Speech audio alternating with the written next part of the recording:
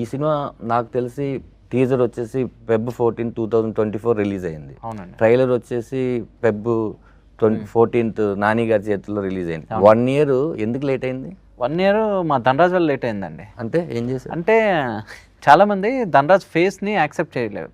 అంటే ధనరాజ్ ఫేస్తో నేను పోస్టర్ వేసినప్పటికీ చాలా కాల్స్ వచ్చాయండి. ధనరాజ్ ఫోటో వేసి నువ్వు పోస్టర్ చేయడం ఏంటి, ధనరాజ్తో సినిమా ఏంటి.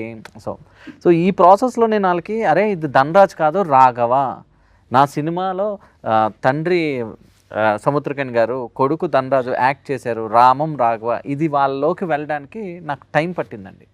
ఓకే, యాక్చువల్ షూట్ ఫినిష్ అయిపోయిందా? షూట్ మధ్యలో ఇదంతా వచ్చిందా? అంటే షూట్ అప్పటికి ఫినిష్ అయిపోయిందండి, ఆల్మోస్ట్ షూట్ డన్. ఓకే, అంతా బాగానే ఉంది. సో ప్రోడక్ట్ కూడా నాకు నచ్చింది.